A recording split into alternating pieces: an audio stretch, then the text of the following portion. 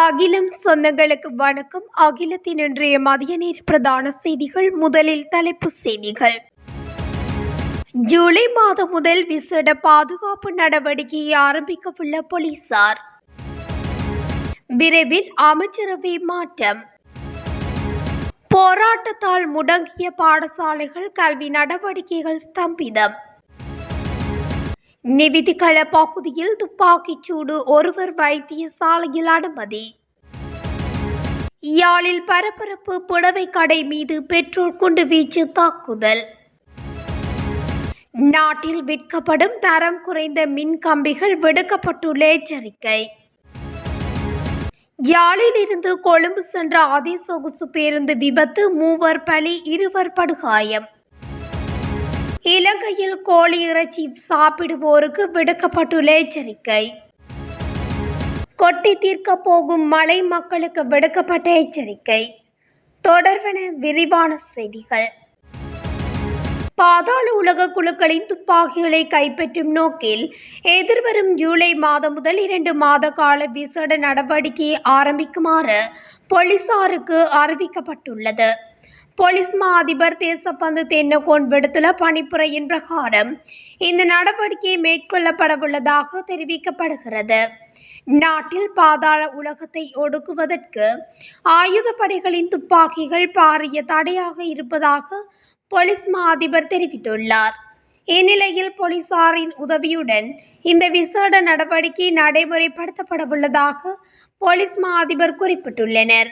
எவ்வாறாயினும் நாட்டில் முன்னெடுக்கப்பட்டு வரும் நீதி நடவடிக்கையை தொடர்ந்து நடைமுறைப்படுத்த திட்டமிட்டுள்ளதாகவும் தெரிவிக்கப்பட்டுள்ளது. எதிர்வரும் வாரங்களில் அமைச்சரவை மாற்றம் இடம்பெறும் என அரசியல் வட்டாரங்களின் தகவல்கள் தெரிவிக்கின்றன. ஜனாதிபதி ரணில் விக்ரமசிங்கவின் வழிகாட்டுதலின் கீழ் இந்த நடவடிக்கை தொடர்பான கலந்துரையாடல்கள் ஏற்கனவே ஆரம்பிக்கப்பட்டுள்ளதாகவும் அரசியல் கட்சிகள் மத்தியில் எதிர்பார்ப்பை ஏற்படுத்தியுள்ளதாகவும் உயர்மட்ட அரசியல் வட்டாரங்கள் தெரிவிக்கின்றன. இதேவேளை சாத்தியமான மறுசீரமைப்பு அடுத்த 2 வாரங்களுக்குள் திட்டமிடப்படும் என்றும் எதிர்பார்க்கப்படுகின்றது. இந்த நடவடிக்கையானது வரவிருக்கும் ஜனாதிபதி தேர்தலுக்கான தயார்படுத்தலில் ஆளும் கட்சியின் நிர்வாக கட்டமைப்பை வலுப்படுத்துவதை நோக்கமாக கொண்டதாக நம்பப்படுகிறது. வரவிருக்கும் அமைச்சரவை மறுசீரமைப்பு தீவிரமான சூழ்ச்சிகள் மற்றும் மூலோபாய சீரமைப்புகளால் வகைப்படுத்தப்படும் என தெரிவிக்கப்பட்டுள்ளது. நாடளாவிய ரீதியில் அதிபர்கள் மற்றும் ஆசிரியர்கள் சுகையின விடுமுறை போராட்டத்தில் இன்று புதன்கிழமை ஈடுபட்டு வருகின்றனர். சம்பள பிரச்சினைகளுக்கு தீர்வு கோரி அவர்கள் போராட்டத்தில் ஈடுபட்டுள்ளனர்.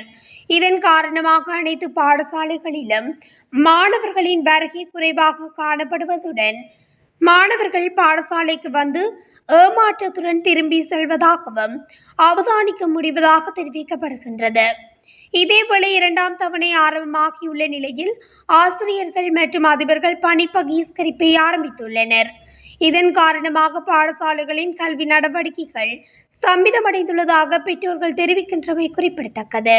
அரசாங்கத்துடன் சம்பள முரண்பாடுகள் தொடர்பில் நடாத்தப்பட்ட பேச்சுவார்த்தைகள் தோல்வி அடைந்ததன் காரணமாக அதிபர்கள், ஆசிரியர்கள், ஆசிரிய ஆலோசகர்கள் சுகவீன விடுமுறை போராட்டத்தில் ஈடுபட்டுள்ளனர். இந்நிலையில் அதிபர்கள், ஆசிரியர்கள் மற்றும் ஆசிரிய ஆலோசகர்களின் பங்கு பெற்றுதலுடன் இன்று முற்பகல் 11 மணிக்கு கோட்டை புகையிரத நிலையத்திற்கு முன்பாக கவனஈர்ப்பு போராட்டம் ஒன்று நடத்தப்பட்டுள்ளதாக இலங்கை ஆசிரியர் சங்கத்தின் செயலாளர் ஜோசப் ஸ்டாலின் தெரிவித்துள்ளார். நிவிதிகல காவல்துறை பிரிவுக்குட்பட்ட பாதகட பகுதியில் நபரொருவர் துப்பாக்கிச் சூட்டுக்கு இலக்காகியுள்ளதாக காவல்துறையினர் தெரிவித்துள்ளனர். இந்த நிலையில் திக்கோவிட்ட வத்த பாதகட பிரதேசத்தைச் சேர்ந்த 38 வயதுடைய நபரே துப்பாக்கிச் சூட்டில் காயமடைந்துள்ளதாக குறிப்பிடப்பட்டுள்ளது. அத்தோடு காயமடைந்தவர் திருமணமானவர் என்பதுடன் குறித்த நபர் தனது மருமகனுடன் வீட்டு முற்றத்தில் இருந்தபோது குறித்த சம்பவம் இடம்பெற்றுள்ளது. இதன் அடிப்படையில் முகத்தை மறைத்த நிலையில் வந்த இனம் தெரியாத துப்பாக்கிதாரே ஒருவரை துப்பாக்கி பிரயோகத்தை மேற்கொண்டு விட்டு தப்பிச் சென்றுள்ளதாக தெரிவிக்கப்பட்டுள்ளது. இதையடுத்து துப்பாக்கிச் சூட்டுக்கு இலக்கான நபரின் காலில் காயம் ஏற்பட்ட நிலையில் அவர் நிவிதிகல வைத்தியசாலையில் அனுமதிக்கப்பட்டுள்ளார். மேலும் துப்பாக்கிச் சூடு நடத்தப்பட்டதற்கான காரணம் இதுவரை வெளியாகவில்லை எனவும் இந்த சம்பவம் தொடர்பான மேலதிக விசாரணைகளை காவல்துறையினர் மேற்கொண்டு வருவதாகவும் தெரிவித்துள்ளமை குறிப்பிடத்தக்கது. யாழ்ப்பாணம் நெல்லியடி பகுதியில் உள்ள புடவை கடை ஒன்றின் மீது இனம் தெரியாத நபர்கள் பெட்ரோல் குண்டு வீசி தாக்குதல் நடாத்திவிட்டு தப்பி சென்றுள்ள சம்பவம் பரபரப்பை ஏற்படுத்தியுள்ளது. நேற்று செவ்வாய்க்கிழமை இடம்பெற்ற இச்சம்பவம் தொடர்பில் மேலும் தெரிய வருகையில், மோட்டார் சைக்கிளில் வந்த நபர்கள் புடவை கடைக்கு பின்புறமாக வந்து பெட்ரோல் குண்டுகளை வீசிவிட்டு தப்பி சென்றுள்ளனர். அதனை அவதானித்த கடை ஊழியர்கள் அப்பகுதியில் நின்றவர்கள் பெட்ரோல் குண்டை வீசியவர்களை துரத்தி சென்ற போதிலும் அவர்கள் தப்பியோடிவிட்டனர்.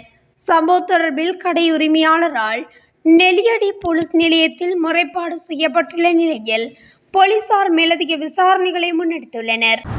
நாட்டில் வெளிநாடுகளில் இருந்து இறக்குமதி செய்யப்பட்ட தரம் குறைந்த மின்கம்பிகள் விற்பனை செய்யப்படுவதாக நுகர்வோர் விவகார அதிகார சபைக்கு முறைப்பாடு செய்யப்பட்டுள்ளதாக தெரிவிக்கப்படுகின்றது.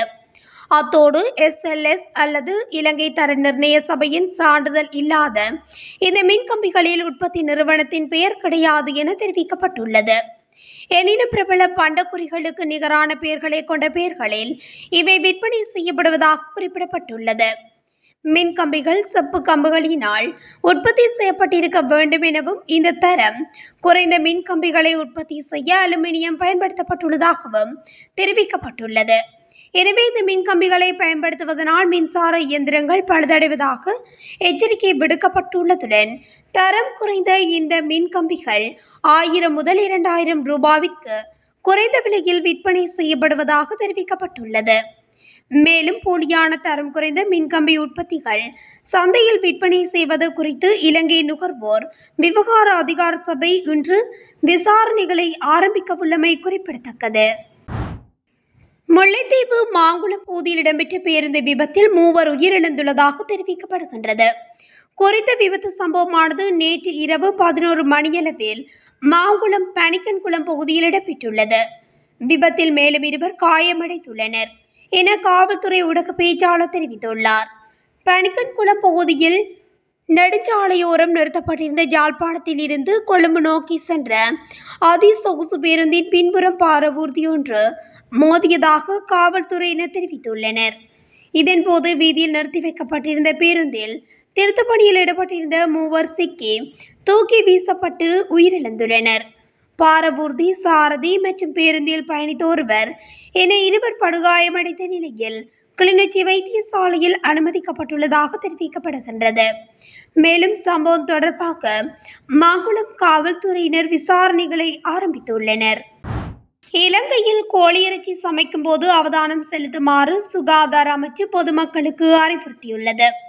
இதன் அடிப்படையில் கோழி மற்றும் முட்டையை சுகாதார முறைப்படி நன்கு சமைத்து உட்கொள்ளுமாறு சுகாதார அமைச்சு பொதுமக்களிடம் கேட்டுக்கொண்டுள்ளது.